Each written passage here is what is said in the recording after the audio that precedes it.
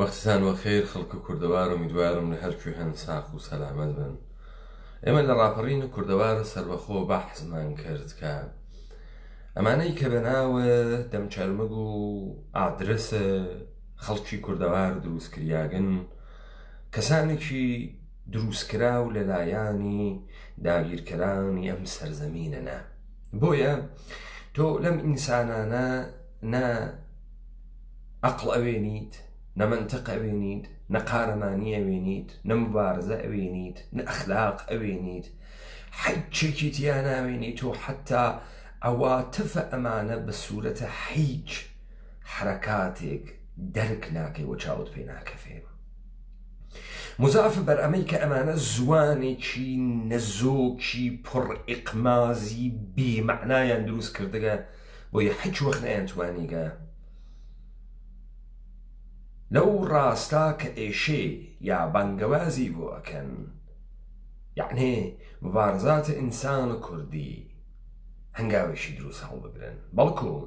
بە پێچەوانە لە تەوتە بەر عەلەیه سەرزەمین و کوردەوار و ئینسانە کوردیە یادێکی توولایان بووگە. دەرخستنە ئەمانە بە شێوەیە کە تۆ ڕوو بە خەڵکی عەوامی کوردەوار و ڕوو بە یارانە ڕاپەڕین میزانە ئەمدە ئەوانە لەم نەزۆکیە دەربخەی. بوو ئەمانە گەرەکیانە کۆمەڵگای ئێمە تەخلیب بکەن، بوو ئەمانە ئینسانی محتەرەم، ئینسانی تێگەییکی کوردیان خستە حاشیەوە. من لە دیبەیتەکانە ترا ئشارەم پێ کرد، فەزای مبارزاتی و سیاسی بوو بە جێگەی ئینسانهای بێموستەوا، ئینسانهای هەرچی و پەرچی، ئینسانە بە ئابڕوو پیاگە مخلص، ئینسانە تێگەییک لە ئابڕووی خۆی ترسیا، ئینسانە محتەرەم نەهاتە ناوە سیاست و مبارزات ئینسانە کوردی، چون ئەمانە قەبزەیان کرد و ئەم فەزایانە گرتووە ناوە ئینحسارە خۆیان. ئەگەر کەسانە شۆڕشگێڕێک هاتنە ناوە سەفە ئەمانە ئینسانە محتەرەم بوون، کوشتنیان تەیە ناو عملیاتهای مختلف نظامی لێیاندان، کوشتنیان، نەیان هێشتن، ئەنگ و بەرچەسپیان لێیاندا، تەردیان کردن، دەمکوتیان کردن. فەرهەنگێ لە نەزۆکی، فەرهەنگێ لە قەتیسماگی، فەرهەنگێ لە لاڵی و ئەلکەنی، فەرهەنگێ لە حێماقەتیان لە ناو ئینسانە کوردی و سەرزەمینە کوردەوار بڵاو کردو. ئەمانە تەنانەت نوێنەرە مردمە موکریان نین، زوانە موکریانیان سەقەت کرد. تۆ وەختی ئەمانە ئەدوێن سەبارەت بە هەر مەقولەیەک خۆشەویستی بێت، خۆشەویستی سەرزەمین بێ، مبارزە بێ، تو ئەوێنی زوانە ئەمانە ئەلکەنە، ناتوانێت تەسویرێ دروستکە. تۆ ئەوێنیت ئەمانە نەیانتوانیگە عەلا ڕەقمە نەقشێک کە پێیان ئەدرێت لە ڕووە ڕوو ئەم زوانە وەختی تۆ قسەی تەکائەکەی لە دەرونیاتە ئەمانە خەبەر بدات. بۆیە تاوانێکی گەورەیان بەرامبەر بە موکریان کرد کێ بەرساختەکانە دەسە داگیرکەرانم سەرزەمینە کوردەوارە ئامدانەوایان کرد بە خەڵکی کورد. بۆیە تۆ ئەوێنی ئێمە حتا ئەڕووی نەبەرەوە ئەم ساحەی کوردەوارە ئێمە تەنگتر و تەنگتر و تەنگتر و ئینسانە کوردی پێناسەکەی بچووکتر و سەخیفتر و شێواوتر ئەوێت. مەئموریەت بوو لەسەر شانە ئەمانەوا بکەن. بۆ خاترەوەی بەحسەکە قابلە فەهموێت، من دووسێ نمونە لەگرا دائەنێم لەبەرەوەی لە یەکتری تێبگەین. عەلی ئەشرەفە نەوبەتی ئاغای پەرتەوە کرماشانی شاعرە، شعرێکی بە دەنگ خۆی من ئێستا شعرێکیان بڵاو ئەکەمەوە. وەختی تۆ گوێ ئەگری لە عەلی ئەکبەرە نەوبەتی، یەکسەرە تەمامە نوستالژیا و دەروون و کوردیت ئەقوڵێ، یەکسەرە کرماشان و بووی کوچە پەس کوچەکانە کرماشان و تاریکە بازاڕ و نانبرنجی و ئەو حاڵ و هەوایە پیاگە مخلصە کوردە مەردە تێتە بەرچاوت. یەکسەڵە بۆ ئەکەی ببوونە عشقێکی کوردیوە، عشقێکی پڕ لە شەرم و وەفا و ئەوانەی کوردیوە. بەڵام تۆ ئەمە لە ساحەی ئەوانە ناوێنی لە سیاسەتە بەحسم و بە مەسەڵەن تۆ گوێ لەمانە بگری بۆی مبارزە بێت، بۆی شاخوداخ و کوردەوار و جوانی ئەم سەرزەمینە بێت، بۆی شەهامەتی ئینسانە کوردی بێت نییە. من نمونونەکەتان پێشکەشەکەم ئەتانواتە ناوە ئەو حاڵ و هەوا.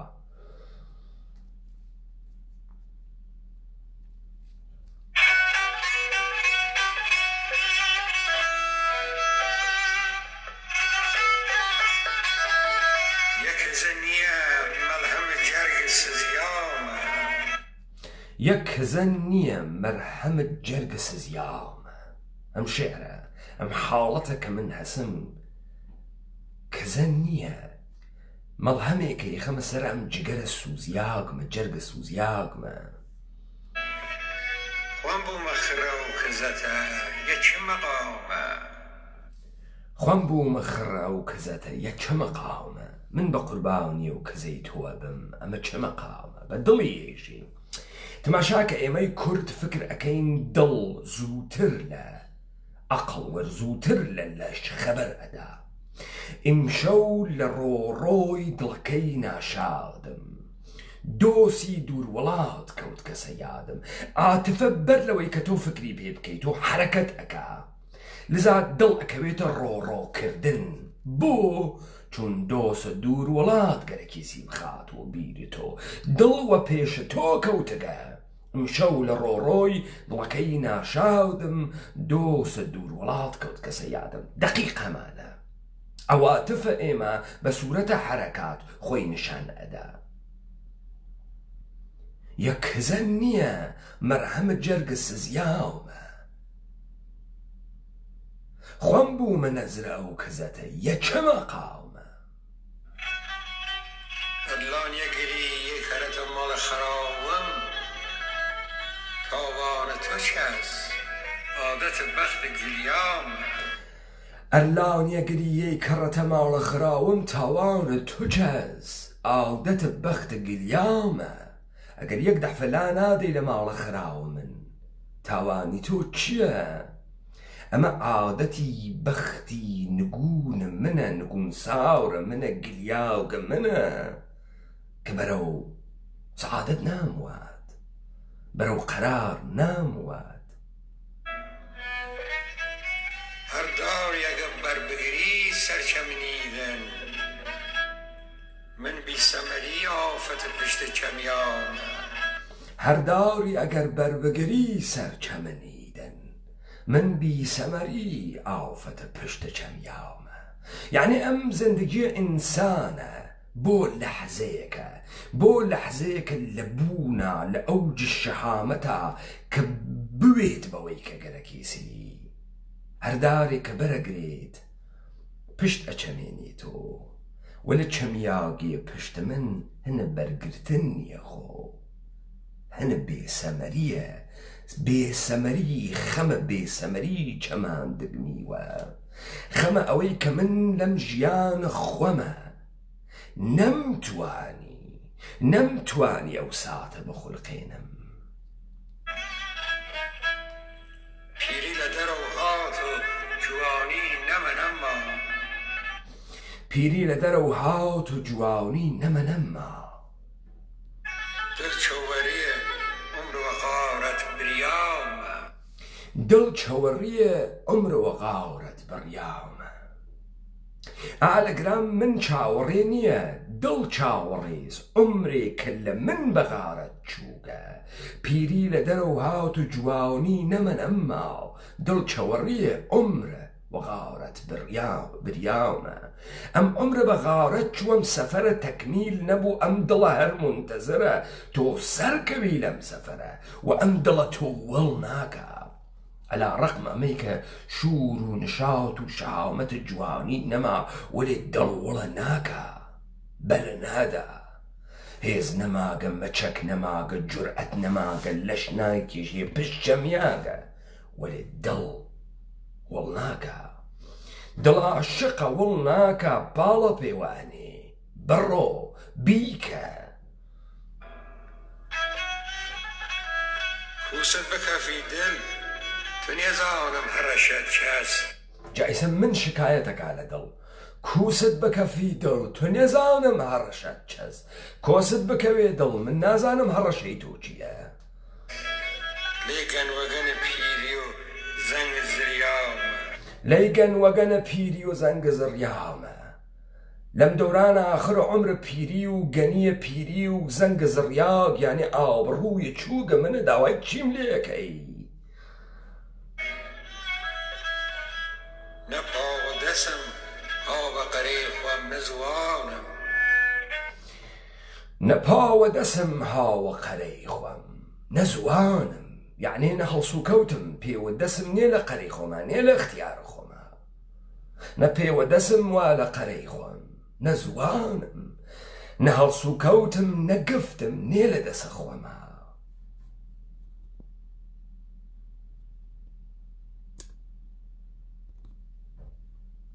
ئێمە کە چماونی و ئەسیری گریامە ئەی من کە چماونی و ئەسیری گریامە ئینسانە ئەسیر چه شەکڵیە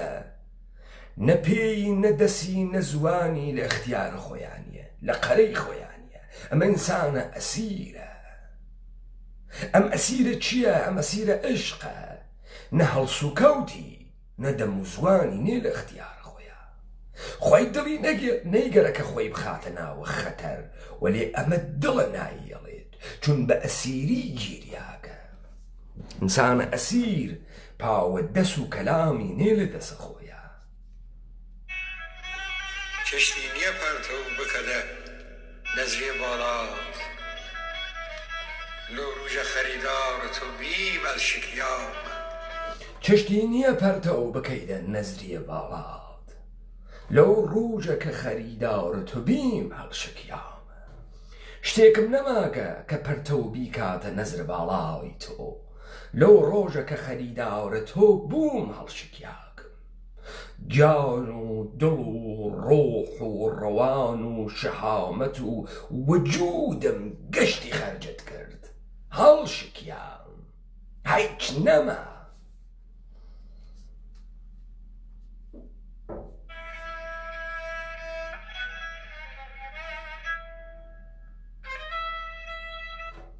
تۆ ئالەگرا دانەیەک کوردەکە لە هۆڕە کەرماشانی ئەوێنیت کە باسێکەکە محاولە ئەکا ئەم کزەیە ئەم مەرهەمە جەرگیە ئەم ئەحساسە عشقەکەوا لە وجودیا تەسویری کا بە زوان دڵ ئەواتف زووتر حرەکەت ئەکا لە من لە ئەقڵ ئەڕواتە بەرەو وەیخە بەمە ئەگرێ وەوێتە ئێمە لەمە تێگەین بەڵام ڕۆمە سەر خالەدە عەزیزی و حیزب دموکرات و ئەمە حیزبانە لە کەنارە ئەمە تۆ تەرانەت هەست تەماشاکە مخاتەبە ئێمە ئەم ئومەتە کوردیەسە شاهیارە قەمبەری تەرانەیەکی هەست بە ناوە برەهنەگی شاهیارە قەمبەری یەکێک لەو نوخبە ئینقلابیانەسە وا لە ساحەتە تەرانە بە تایبەتی بە زوانی هێدیشە فارسی شاهکاری کرد نێ لە حەدە ئەوە کەسێکی تر تەرانەیەکی تازە تەرانەی عەسرە جەدید ئەوەی کە حتا ئێرانیەکانیش ئەقلیان پێی ناشکێت بە ناوە برەهنەگیەژی تەرانەی ئێرۆتیک مخاتب ئێوە ئەحزاب منتەسەبە بە کورد ئینسانە کوردیەکە کە ئەمانە ئەفەهمێت تۆ چۆن فکرەکەی بە مشەمش و بە مغۆ و بە نیخە وەکو بەراز ئەتوانیت لەگەڵ ئینسانە کوردیا قسە بکەی بۆیە ئەمانە ناوێنی بەرەم تۆ هیچ کەسێک بە ناوە ڕەهبەر لەم کوردەوارە ناوێنیت لەگەڵ خەڵکە خۆیە ساعەت ها قسەی کردوێت قسەی بۆ وتن بووێت نێسی و دروش ئێژن کاریزماکەی ماکس وەبریشیان خراپ کرد کورە ڕەهبەرە کاریزما بە کەسێک ئێژن کە ئیلهام بەخشی بکا بە تاکەکان ئا ڕاپەڕینە کوردەوارە سەربەخۆ کەلامی دانە بە دانەتانی گرتگە بەکاریهێنن ئەلا ڕەقمەوەی کە ناوی ناهێنن ئەها ئێمە بووگینە مەلەکەی زهن ئێوە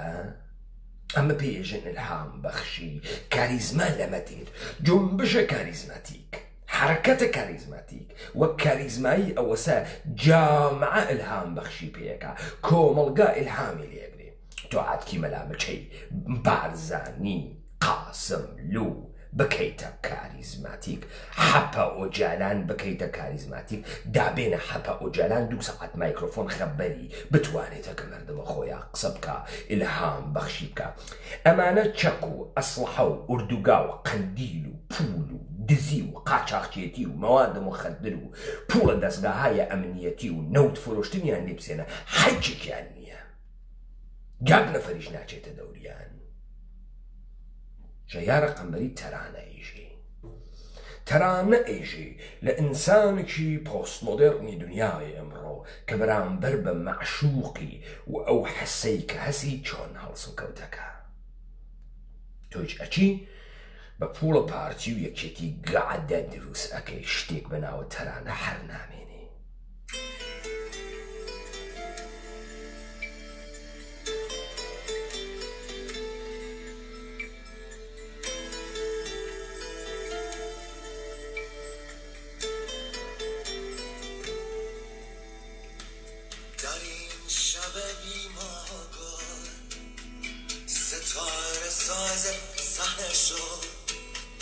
رخت غزل کش پاره کن در شعر من برهنه شو صبح تارین صحنه شو برهنه شو بیبه برهنه شو لم شوي بمانجو قولا ستار ساز صحنة بوا صحنة تئاتر صحنة نمايش لم شوى كمانجو قولنية كروشني وكبوي خوشنية در این شب بیماه گل ستار ساز صحنه شو رخت غزل کش بار کن در شعر من برهنه شو لم شو بمانگو گله بب استیره سر صحنه سر ساحه تئاتر نمایش که نمانگ هسو نگل تو هم مانگی هم گل ام لباسك غزل اكوجي ام لباسك رومانس اكوجي غزل اكوجي غناء اكوجي بيد الرينة لكوي لناو الشعركي منها روت بورو لناو الشعركي منها لناو خيابانا لناو حمامة لناو اتاق خوا لناو الشعركي منها روت بورو چون گرک من رومانس بخلقینم صبح تارین صحنه شو برهنه شو بیبه برهنه شو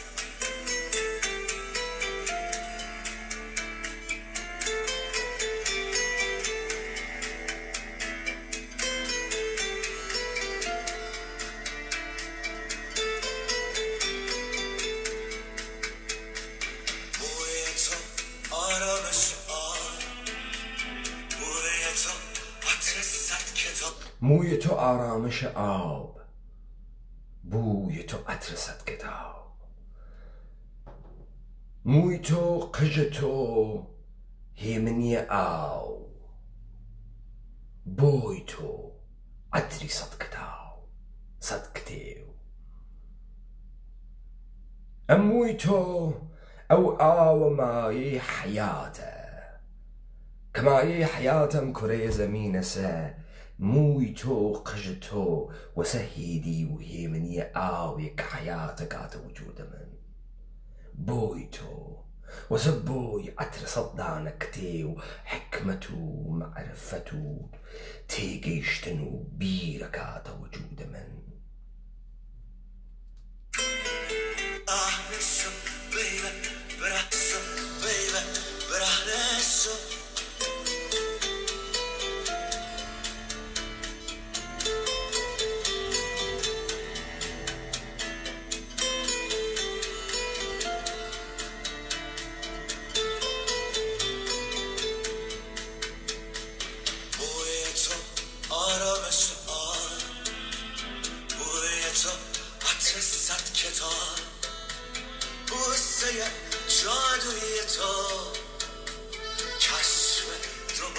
شراب بوسه جادویی تو کشف دوباره شراب ما چه جادویی تو کشف دوباره شراب دۆزینەوەی دووبارەی شراب دووبارە شراب اختراع ئەکرێت و دووبارە ئەم سکرە ئەم مەستیە اختراع ئەکرێت و بەچی بە ماچە لێوەکانە تۆ دووبارە سەر لە نوێ بەم ماچە لێوە خۆتە سکرە شراب اختراع ئەکەیت و کاکە ئینسانە کوردیە کە زەهنی ئەوەنە گەورە بووگە ئوفق دیدی ئەوەنە گەورە ڕۆمانس وا ئەوێنیت تۆ چۆن گەرەکتە بە کراز ڕەشی بۆ ئەنی خۆشە کراز ڕەش کراسی شینی لەبەردایە کراز ڕەش تۆ چۆن گەرەکتە ئەمە حرەکەتی تیا دروست بکەین ئەمە ئەوێت و چی سەمەرەکەی سەوەرەکەی ئەوێت و دەمە قۆپان هەڵپەڕکەی کوردی کە یەکەنە پێناسەی کوردی کێ ئەوایە کردە بە ئینسانە کوردی نافەهمێ کێ نافەهمێ ئاو جۆ بگرن خالەتە عەزیزی تەکە تەلەڤیزیۆنەکەی خۆیان قسەکە تەنازان حزبی دموکرات بە خۆشحاڵیەوە هەوڵی داوە وەکو حزبێکی بە مەسئول بڕوانێتە هەموو حزبی دموکرات بە خۆشحاڵیەوە هەوڵی داوە وەکو حیزبێکی بە مەسئول بنوارێ یعنی مەسئولەکانی فرەن يعني ئەو کەسانی کە محلی سوالن يعني مسؤول يعني محلی سوال بەڵام لە عەسڵە يعني ڕئیس یا بە مەسئولیەت کامیان تۆ خەریکی ڕوو بە مەردم لە تەلەڤیزیۆنێکا قسەکەی تماشاکە تەرحە سوال تماشاکە جواوە سەقەتە ئەلکەنە تەرەف تەنازان حزبی دموکرات بە خۆشحاڵیەوە هەوڵی داوە وەکو حزبێکی بە مەسئول بڕوانێتە هەموو چوونی توێژەکان و هەموو ڕوانگەکان بەڵام دیسە هەموو چین و توێژەکان هەموو ڕوانگەکان کامەنە تین و توێژ و ڕوانگە کامەسە ئەوەی کە لە بەستەر جامعا مستەتەرە و هەڵە قوڵێت و تێتە دەرەوە یا ئەوانەی کە جمهوری ئیسلامی بۆ ئێوەی پێناسە کردە و تۆ ئێژی فرە ڕەهەندە کامەسە تو چی لە جامعی کوردەوارە ئێمە ئەزانیت چی ئەزانیت قسەکە شکۆکەیمە دەڵی یەکگرتوونی مەزدومترین دەستەواژەی یەکگرتوو بۆ یەکگرتوونین ناگەڕێتەوە بۆ یەکتر نەخوێندنەوە بۆ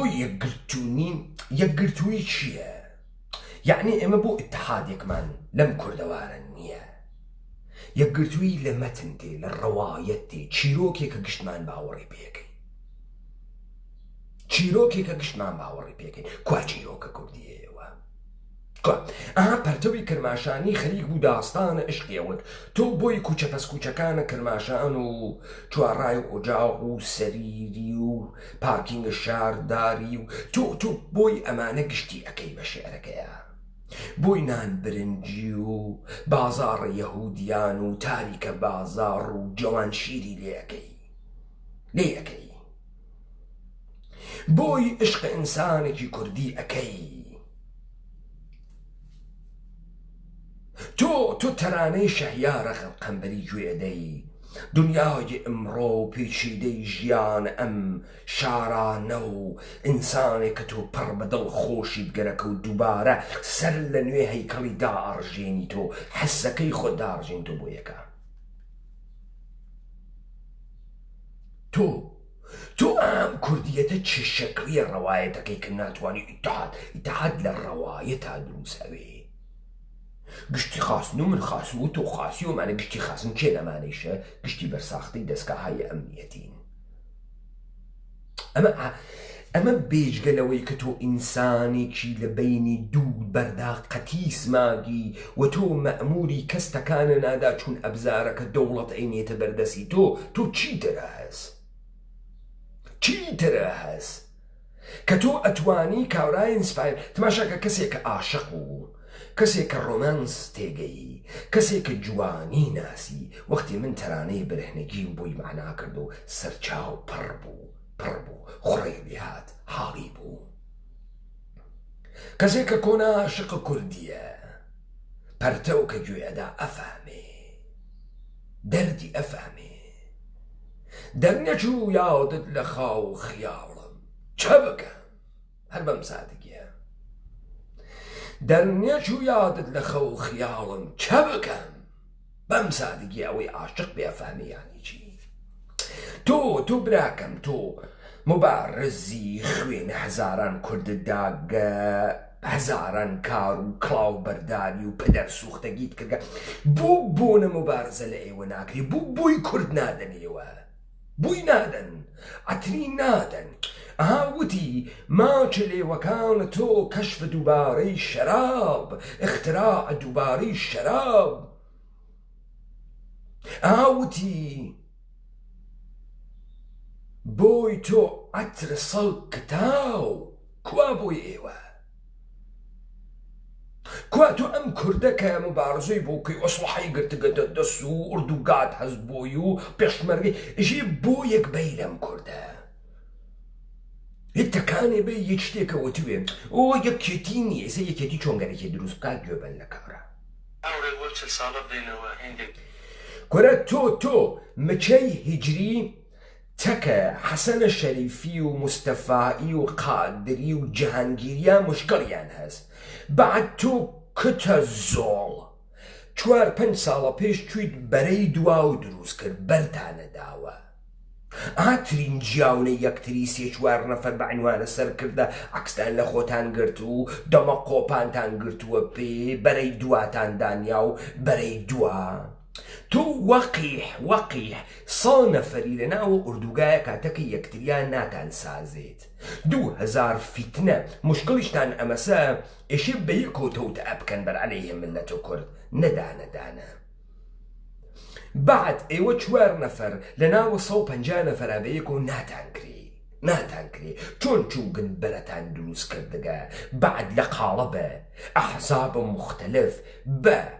منافع مختلفە لەگەڵ یەکتریا ئەتان کرێ ئێوە خۆتان گەوجن یا گەرەکتانە مردمە کورد گەوجکەن ئێوە دەستان هەز ئامدانە گەرەکتانە مردمە کورد گەوجکەن تا بتوانێت تۆ هەزم کە باقرزادە قاسملو مەسعود بارزانی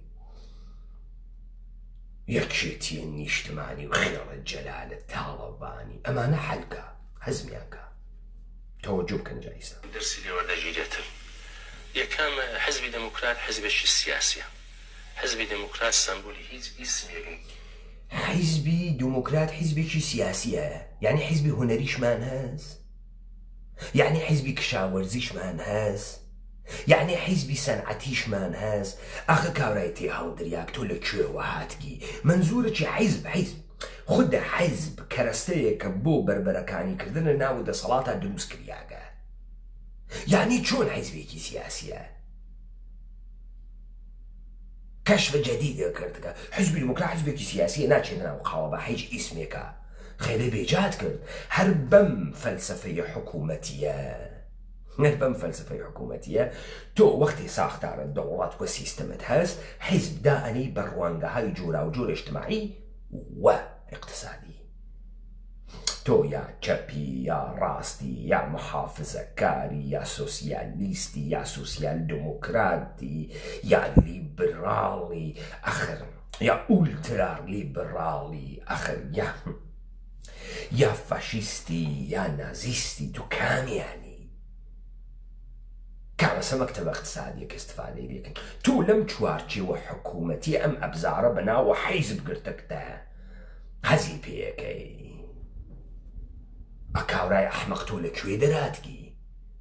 تۆ خەڵکە موکریان لێت تێگا واقعن باوەڕ فەرمون خەڵکە موکریان لێ تێناکە داوەڕکەن مزوانە خەڵکی نییە نە لیبرالیزم نە سۆسیالیزم نە کۆمونیزم هیچ چیریکە حزبێکی ملی و سیاسیە چۆن حیزبی ملی و سیاسیە ئەی کاورایەتی هەڵدریان باقرزادە چۆن ملیە ملی کێس ملی ئێرانە ملی کوردە دەی کوا مەتنە کوردیەکەی کوا ئەگە ملی کوردە یعنی تۆ ئیستا حیزب ناسیۆنالیستی دەی خۆ تۆ ئیستا ناسیۆنالیزمێکە لە خۆتدا ئیزمێکە لە خۆتدا چۆن حیزب ملیە ملی یعنی چه شکلی کاورای ئەحمەق دروزن حزب ملی و سیاسیە هەم سیاسیە هەم ملیە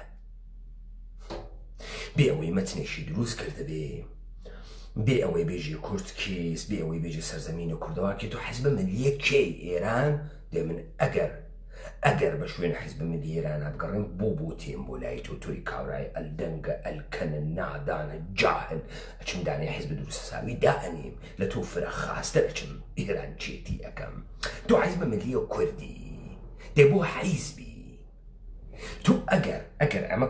کوردەوارە و ئەم کوردەوارە داگیر کریاگە تۆ بەر لە هەر شتی حرەکەتی یا جنبشە ئازادی بەخشە دەرەکە باشە حیزب نییە ئیتر تۆ حرەکەتە سەراسەریە بەر عەلەیهە قیامە بەر عەلەیهە داگیرکەرت هەست کە ئەمە حیزب نییە ئەمە ئەولەویەتی شەڕەتە کە داگیرکەر ئەولەویەتە ئەوەڵی قیامە وەلابردنە سیستەم و نابودیە سیستەمە تۆ حیزب سیاسی میلیت هیچ ئیسمێک نییە تۆ کوێی تۆ کوێخای لادیەکەی خۆتانی لای ئەوان فرە مامۆسای دیکتە تۆ بێژگە لە کراواتە پانەکەی باقرزادە حەجێکە نییە کاورای تێ هەڵدریاکە تۆ ساپەیانە کردگ تۆ بەڕانتە کێ وایتە ئەوێ تۆ کێ بردە تێسیە ئەوێ حزبێکی سیاسی و هەڵقوڵاوی کۆمەلگای کوردستانە ئەگەر ڕوایە ئێمە لەگە کۆمەلگای کوردستانیش بۆ چاوە بکەین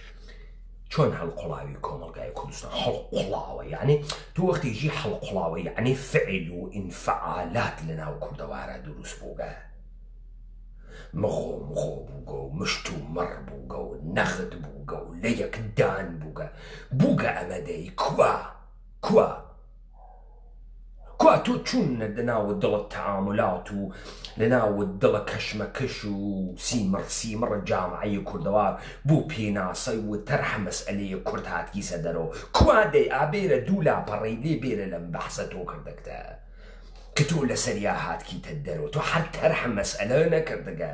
تۆ لە بهترین حاڵەتە توڕەهاتێکیان کردگەسە دەمت ئەویش نەهاتای ئەمنیەتی بۆ مافیە ڕەوایە کورد مافیە ڕەوایە کورد چێشەکەیە مافیە ڕەوایە کورد مافیە ڕەوا تامەسە مافیە ڕەوا چێشەکەیە مافە ڕەوا کێ ئەداتێ مافە ڕەوا بۆ مافیە ڕەوا کورە ئەحمەق تۆ سەرزەمینە بریاگە مشتی جوولەکە پەلامارەم سەرزەمینیانە داگە خواردیگیانە قەپیان پێیا کردگە تۆیان فاسد و نابود کردگە تۆ ئەگەر بە شەروی ناوێسی مافیە ڕەوا لێبەن تۆ قیامەکەی بەر عەلەیه ئەوەی کە هاتگە تۆ بە ئینقیاد و بەردەگی بکێشێنێ سەرزەمینە تاراژکە اختیار و وجودە ئینسانیت بۆش و بەتاڵکە و لە شوناس بەتاڵەکە لە بەرامبەر ئێوێسی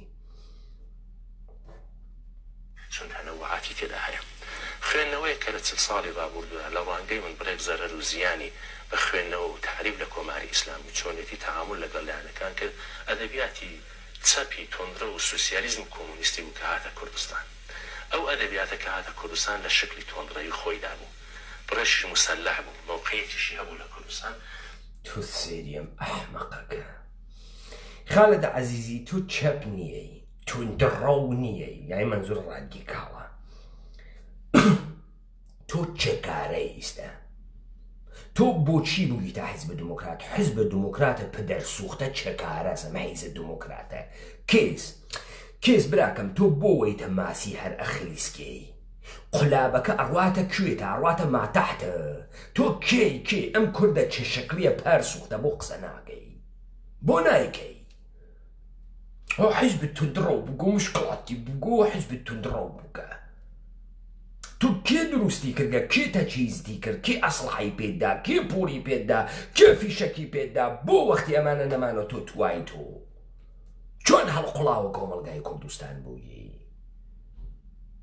کۆمەلگای کوردستان تەنەوعاتی واتیە چه شەکڵی ئەم تەنەوعاتە چۆن ئەم تەنەوعاتە فعال جامعەی مەدەنی ئەرێ ئیسلاح طەڵەبین ئەرێ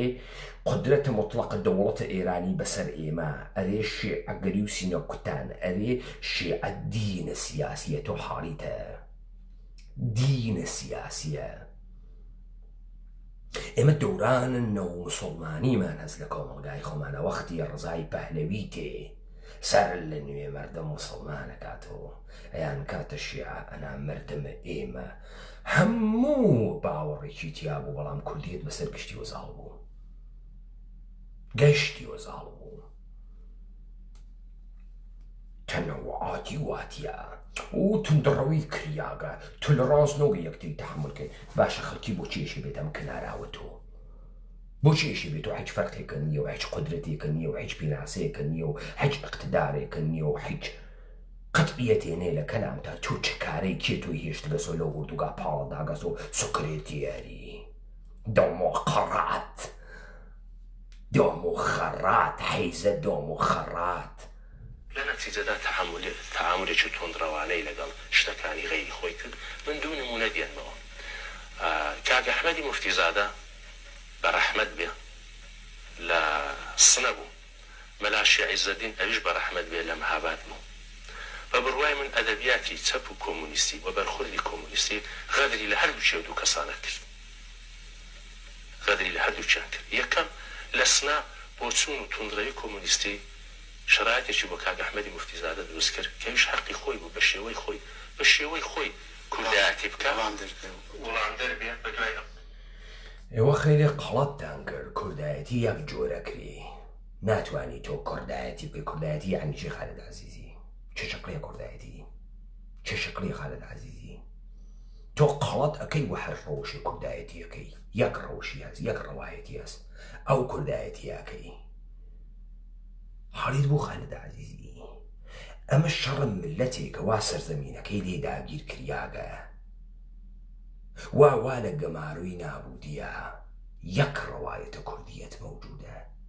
یەک جبهەی کوردی مشەخەسە ئێمەوە داگیر کرد ئینسانە خاڵە خاڵی نەم ناوەڕاستە جێگەی نییە ئەی هاڕین تۆ یاوایتەکە داگیرکەرا یاوایتەکە ئێمە وە بەرەی خەڵکە ئینقلابی کوردەوارە لە بەرامبەرە دەسەڵاتە جوولەکەی ئانووسی وە نەزامە سوڵتەی جەهانیە تۆ لەم وەسەتە ناتوانی مانۆڤر بەیوە دەما قۆپان کاورای ئەلدەنگە ئەلکەن تۆ چیت بزنی کاوەڕی چیت وە تێڵا بەمە لەسەرە خۆ تۆ بە حەج ناڕۆیتە دواوە وە ئامدانە خەریکی مردم فاسە دەکەی یعنی چی ئەحمەی موفتیزاد ڕوانگەی خۆی بوو لە مەسئلەی جنبشە کوردیەتە و حرەکەتی ئینقلابی کوردی یەک ڕەوایەت مەوجودە کەسی خەڵەتەکە ڕەوایەتە خۆی هەست کەسی غەڵەتەکە بە فیتە دیگەران و تێ حیزب داعانی ئیسلامە سیاسی دروست ئەکا و بەرنامەی ئەڵەکی تێرەزەر یەکوتینەوە یەک ڕەوایەتە کوردی مەوجودە ئەوەدا ڕوا ڕاستی کەوتە خانەیەکی دیکەم ئەمن بۆ خۆم لە کۆبوونەوەی کاک ئەحمەدی موفتیزادەدا بووم لە بۆکان ئەوەختی جەوان بووم لە سەر مەسائیل و کورد و ئەوانە قسەی دەکرد کاک ئەحمەدی موفتیزادە کابرایەکی ناسیۆنالیزم بەڵام بە بۆچوونی ئاینی خۆی ئەوی شەقی خۆی بوو و ئێستاش لە ئەنگرانی کاک ئەحمەدی موفتیزادە کە لە سنە و لە کوردستانی گەران کار دەکەن بۆچوونی خۆیان هەیە تەبیعەتە حەقی خۆیان هەیە ئەوی دیکە مەلا شیعیزەدین بوو مەلا شیعیزەدین پیاوێکی قابلی احترام بوو مەلایەکی خۆشەویست بوو لە نێو خەڵکدا بەڵام دیسان ئەدەبیاتی کۆمونیستی و چەپ غەدری لەویش کرد چۆن مەلا شیعیزەدین بوو بە مدافعی چەپ و سوسیالیسم و کۆمونیزم ئەوە بۆ مەلا شیعیزەدینی نەدەبوو چۆن ئەدەبیات غەدرەکە لە یەکی ئاخر کاورایەتی هەڵدریاک کاورایەتی هەڵدریاکەم دنیای هەڵبژاردنە انتخابە من انتخابەکەم انتخابەکەم ئینسانێکی ئازاد و انتخابەکەم ئینسانێکی کۆیلەوەم هەڵبژێرم لە بەرامبەر داگیرکەرا بوێسم یا نەوێسم هەڵبژێرم کۆتا بێم و دەمم داخم و کۆیلە و موتی هەڵدریاگوم هەڵبژێرم قارەمانم و بێسم و بە حەقیشی بدەم هەڵی بژاردگە ئەدەبیاتە چەپ لەگرا مقەسەرە ئەی تۆ کامە ئەدەبیات وا لە گیرفانتا کاورێتی هەڵدریاک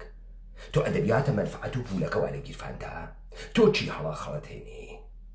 تۆ چی سەتەکانەدا ئینسانیەت مەعفە مرۆڤ جێشەکڵی نەمانە کامەسە بێ مشەخەسی کە تا ئێمە بەو زوانە تەکتا قسە بکەین حیزە دموقڕات بێ ئەم تەرەفدارانە حیزە دموکراتە بێن بێژن ئەم حیزە دموکراتە چه شەکڵیە چۆنە تۆ قەڵەت ئەەکەی ئیدعای ملی بوونە کوردیەکەی کوا ملیت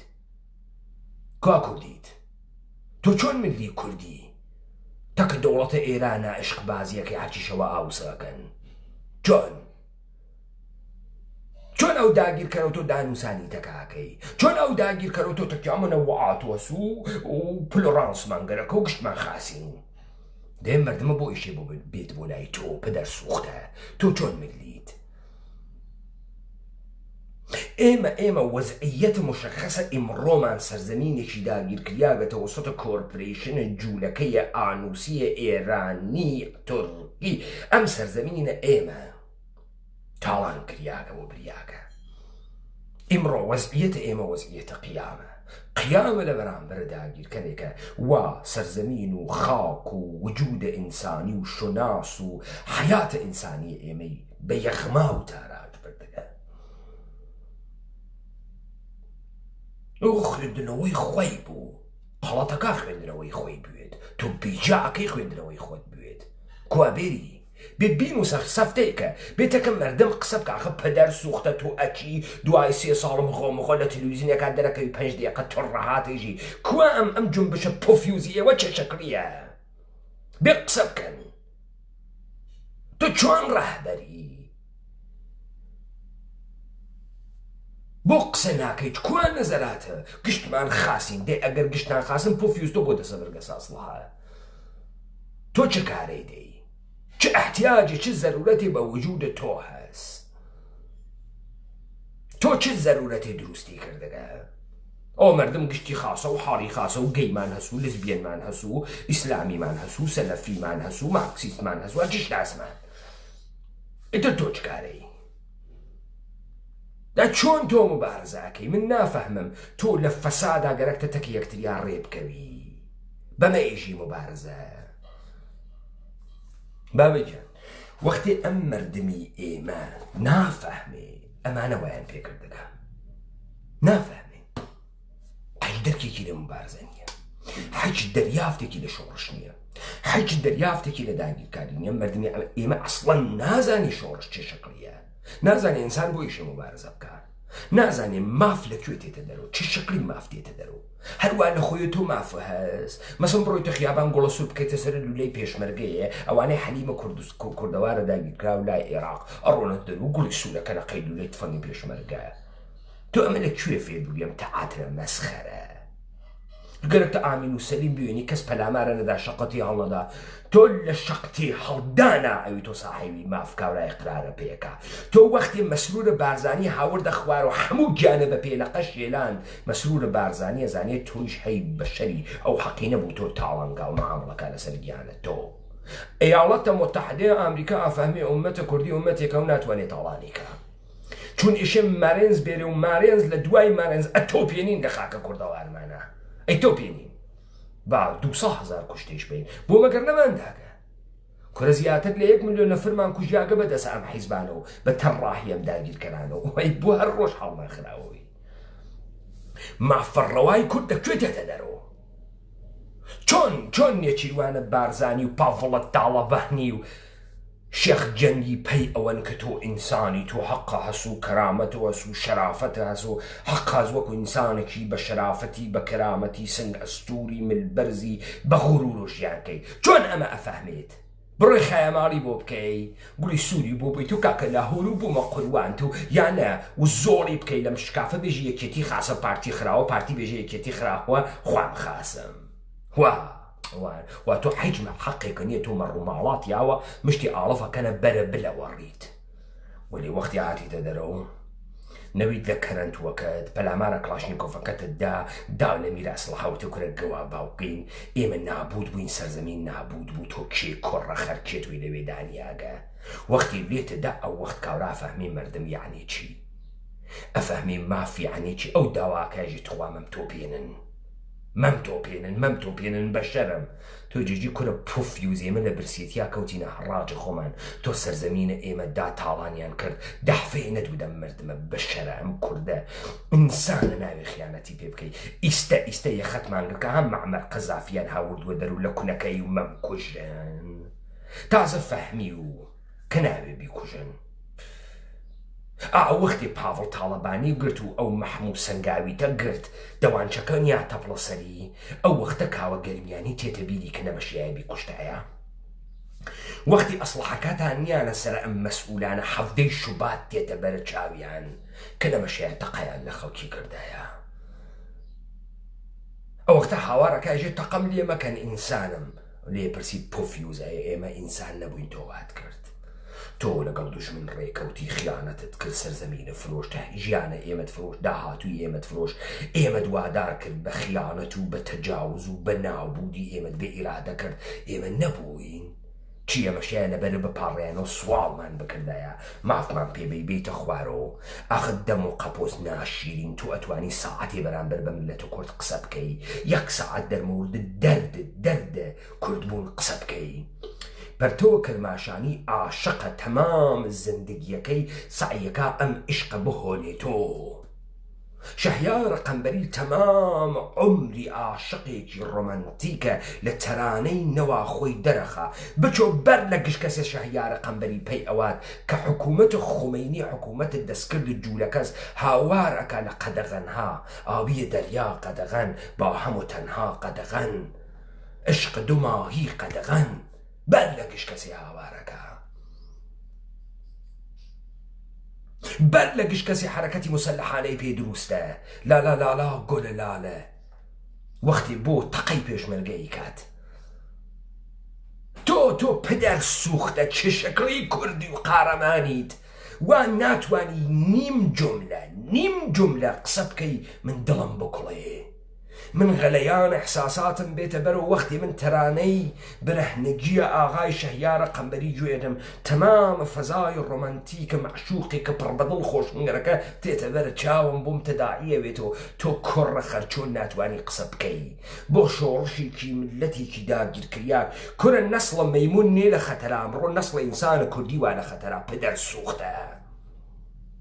نسل یوز ئێرانی نێ لە خەتەرا نسل ئینسانە کوردیوە لە خەتەرا خەریکە نابوو دەوێت و نابوود بوو کورە ئێمە لە ڕەشەکانی ئافریقاوە ئیمڕۆ سەرزەمینیان هەست بە خۆیان کاولترین لە گینەی بیساوە کاولترین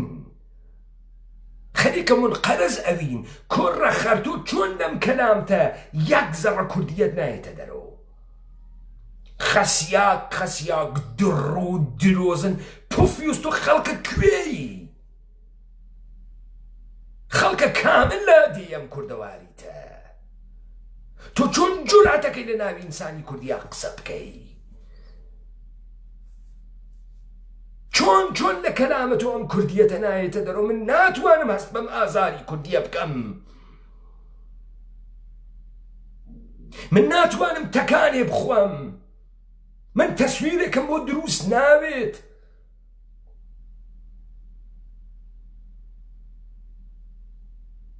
تۆ عەزیزم بچووکترین عاتفەی ئێمە ترسمان عشقمان شۆڕمان نابوودیمان هیچ حرەکەتێکی تیان هەیەتە دەرەوە حەکێک نیان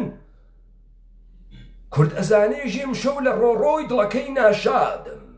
دۆسی دوور وڵات کەوت کەسەریات کوا تۆ حەج ڕۆڕۆیەکە نییە حەج تەکانشەکانێکە نییە پدەر سوختەی جنازە فرۆش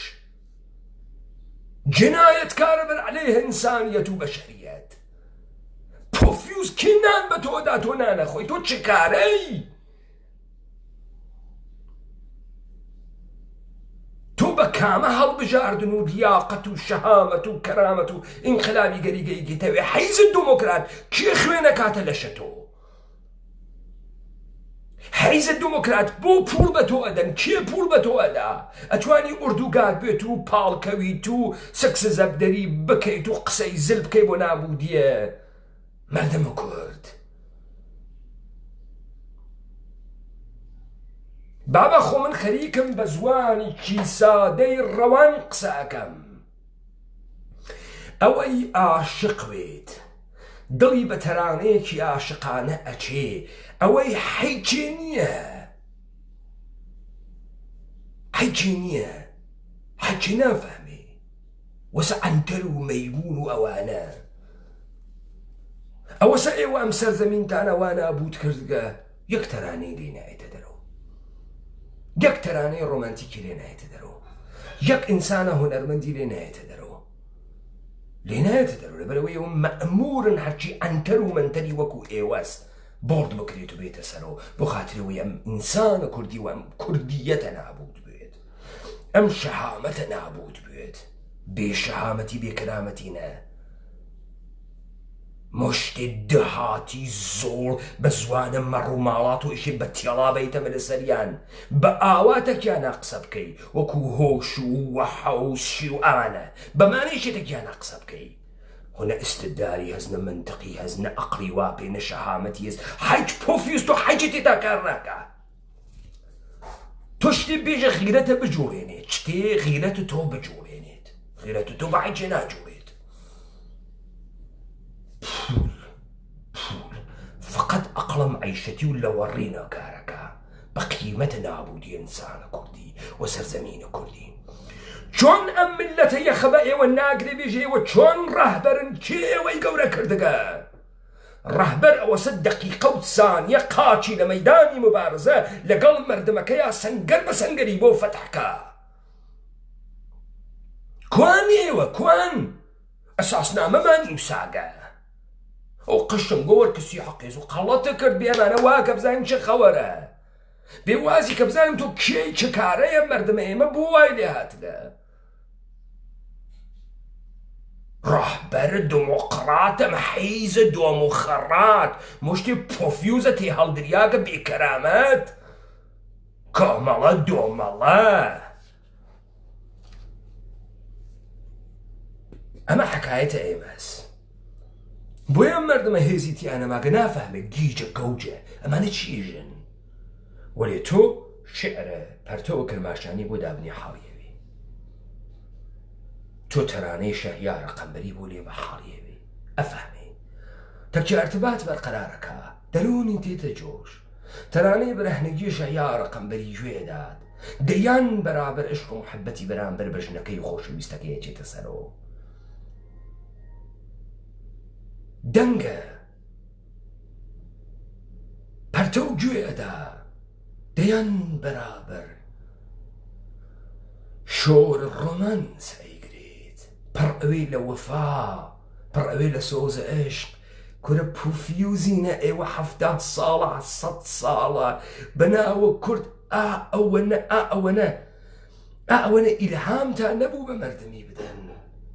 حەز بکا بە کوردبوونە خۆی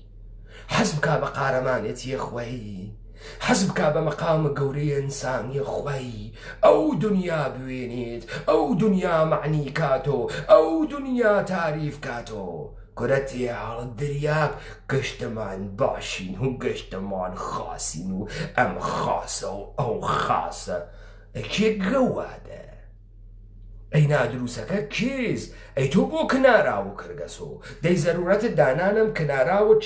چییە بوجەکە تێ تەقسیم ئەکرێ گشتتان نەتوانن نان بخوان دێ ئەم نانە بۆ ئەخۆن بۆ سەرکەوتنە مەردەمە کورد یا بۆ ژێرکەوتنی یا بۆ نابوودکردنە کوردیەت کێنان بە ئێوەدا کێنان بە ئێوەدا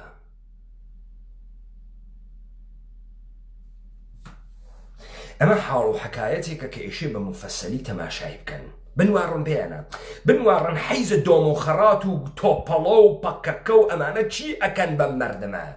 بچۆ ئەو قەندیل نشینە بەرێ خۆدەرانە وا سنوور جوغرافیاییان گرکە و 500 لادیان وارە بەردەسا و کوڕە مردم ئەدەنە کوشت دوای 4 ساڵ باسی ئەکەن خەریکی قاچاقچێتی مەواد مخدر و کۆڵبەربازین و بێ بچن کۆڵبەریشان بۆ خستە ناو بورس لەمە و بعد باسەنە هەر کۆڵبەرێک فیشەکێکی بربکەوێ بورس کۆڵبەربازیە چێتە سەر و تێتە خوار هەڵتان کرد پاپاقا بێ ئەم حەپۆیەتی هەڵدریاکتە بێرە 2 سەعات دەگەت بۆ ئەم مردمە کوردە قسە بکە بێری ئەم حەپۆ بێرە تۆ مشتێک کەنیشکە بردگە لە پشت و عەکسەگری لە زوڵفەکانیان لەبەر ئەوەی مردم لە لەحاز جنسی و جەزب کەیتونی ئەسڵ هەوا لە دەست و دەوڵەتە ئێرانی واوە من لەسەر تا تەقویەتە دەکا و میتە تورکی تەقویەتە دەکا و ناوچەیەکە گرتگە خەریکی قاچاقی مەوادی مخدر و قاچاقی کالای تەکە سپای پاسداران و تەکە میتە تورکیە پەدەر سوختە بەناو مبارزاتە کوردی بە ئێمە ئەیفرۆشی تۆ کوڕم مردم ئەگری مفتیە تحتە ناوە کوردیەت سەریەکەی تەژی لە ئاو دوای 4 ساڵ هۆزان باهور باشوور فڵان کوژیە ئەرێ حیزە دموکرات تۆ کێ پۆڵە پێدا تۆ ئام حقوقە لەکوێ تێری پاڵ ئەدەیتۆ ملپان ئەەکەیتەوە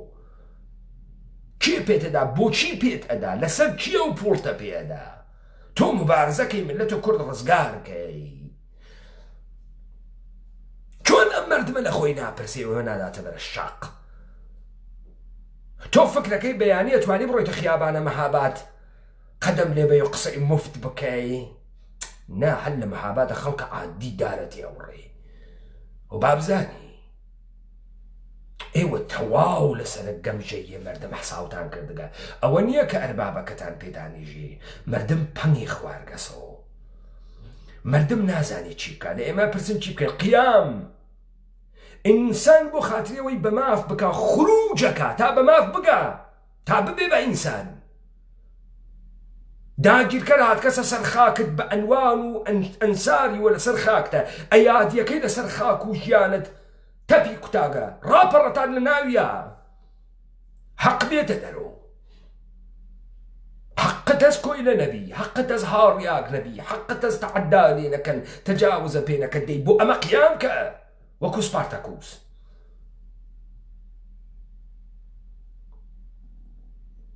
بە لە بنیانە گشتیان مەرگە خۆت مشەخەسیکە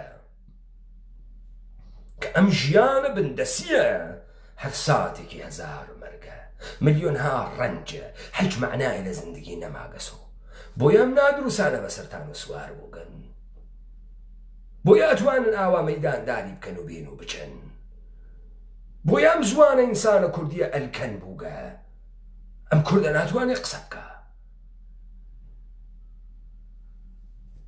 لای ئێوە خۆش